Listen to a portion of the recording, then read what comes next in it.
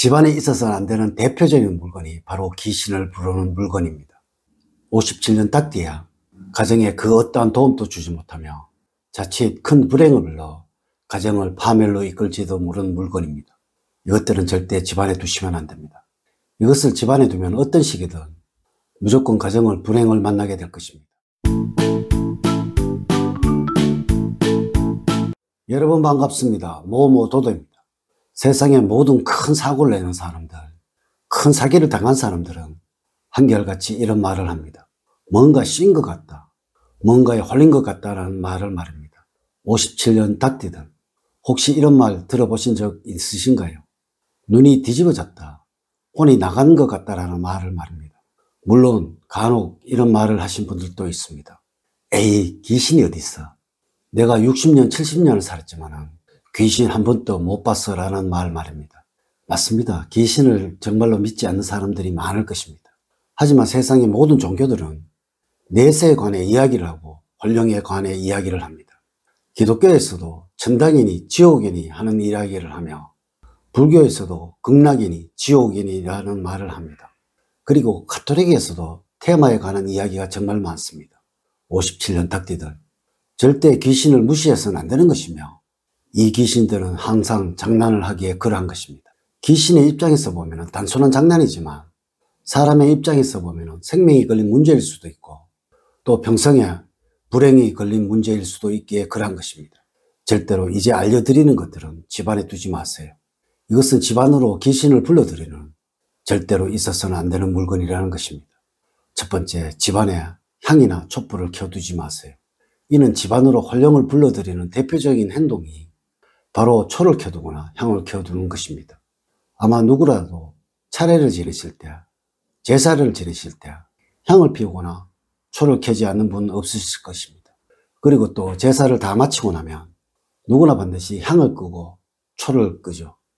이것은 조상님의 혼령에게 이제 들어오셔도 됩니다, 이제 돌아가셔서 편히 쉬십시오 라는 신호를 주는 것입니다.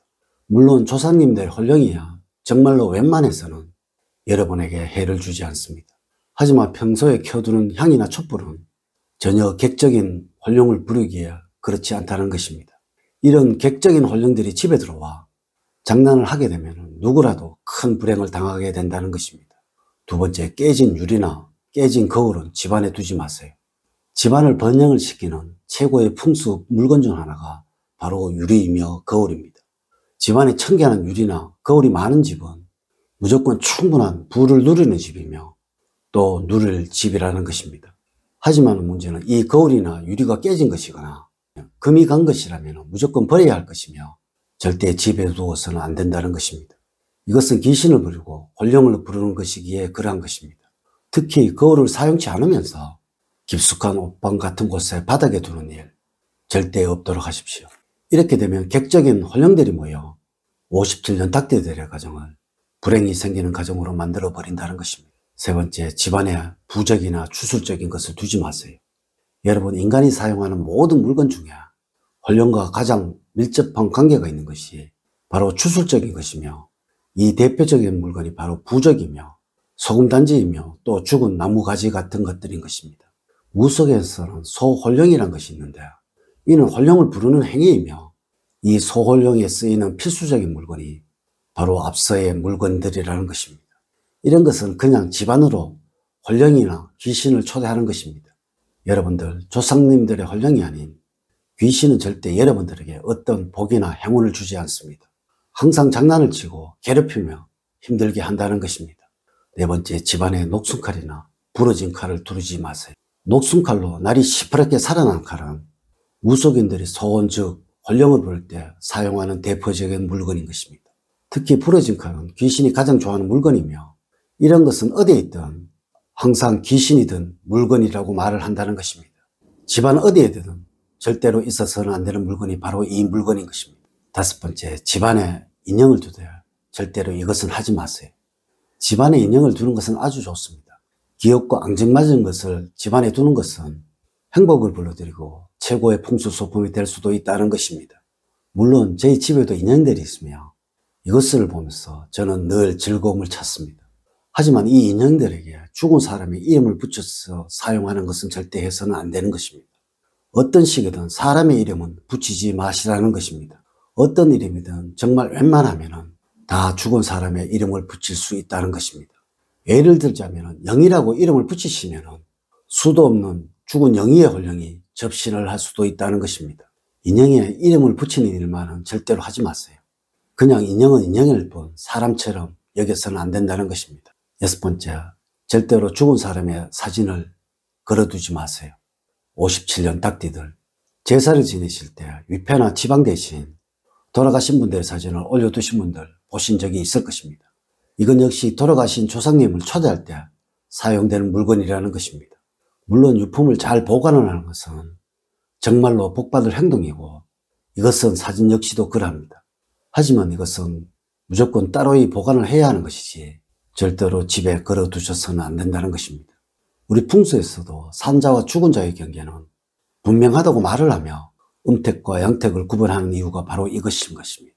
이렇게 되면 돌아가신 조상님의 혼령이 편히 쉴 수가 없게 되며 이로 인해서 여러분들의 가정에 닥치는 불행을 막아줄 수 없게 된다고 말을 한다는 것입니다. 아니 오히려 불행함을 동기감흥이라는 원리로 여러분들에게 준다고 이야기를 한다는 것입니다. 7번째, 한 맺힌 물건을 집안에 두지 마세요. 세상의 모든 물건 중 가장 해로운 것이 바로 사고나 불행한 일로 죽은 사람의 물건을 보관을 하거나 이런 물건을 집안에서 사용을 하는 것입니다. 특히 그 중에 망자가 자주 사용하시던 옷이나 예장품 같은 것들은 정말 해롭다고 한다는 것이죠. 물론 가족들의 것도 그러한데 그런 것을 어디에서 사와서 사용을 하는 것은 절대로 금물인 것입니다. 8번째, 무속적인 그림을 절대로 집안에 걸어두지 마세요. 57년 닭띠들, 무속인들이 기거를 하는 무당집 집에 들어가 보신 분들 참 많이 있을 것입니다. 혹시 그곳에 들어가시면서 어떤 느낌이 들던가요? 100이면 100, 모두가 뭔가 모를 섬진함과 서늘함을 다 느꼈을 것입니다. 왜 그렇다고 생각을 하시는지요? 그곳에는 여기저기에 모두 무속적인 그림들이 걸려져 있기에 그랬던 것입니다. 그곳에는 항상 혼령이나 귀신들이 머물러 있다는 것이죠. 이것들은 절대 일반 가정에는 걸려져 있어서는 안 된다는 것입니다. 간혹 절에서 사왔다고 달마도 같은 그림들을 걸어두신 분들이 계시는데요. 이런 것은 사천왕이 절 입구에 있는 곳, 큰 사찰에 기가하는 신임들이 그려준 것을 제외하고는 가짜이고 큰 의미가 없는 것들입니다. 57년 닭띠들, 교회에 가보면 목사님들이 축복을 주고 종교 물건을 줍니다. 또 성당에 가보시면 시모님이 축성을 하시고 물건을 줍니다. 물론 이것은 절에도 그러합니다. 이런 것은 집에 있어도 전혀 해가 없지만 사이비 스님들이 그려준 것은 그냥 귀신을 부리는 물건일 뿐이라는 것입니다. 절대 이런 것을 집안에 걸어두지 않도록 하세요. 그래야 행여 생길 수 있는 불행을 막을 수 있다는 것입니다. 오늘은 대표적인 귀신을 부르는 물건에 관해서 말씀을 드렸습니다. 오늘 알려드린 이야기들을 꼭 명심을 하시기를 부탁을 드리면서 이제 이야기를 마치도록 하겠습니다. 저는 늘 여러분들 가정에 사랑과 행복이 넘치는 삶을 만들어 드리도록 노력을 하겠습니다. 오늘 긴 시간 시청해 주셔서 감사드립니다. 다음 시간에 더 좋은 영상으로 인사를 드리도록 하겠습니다. 감사합니다.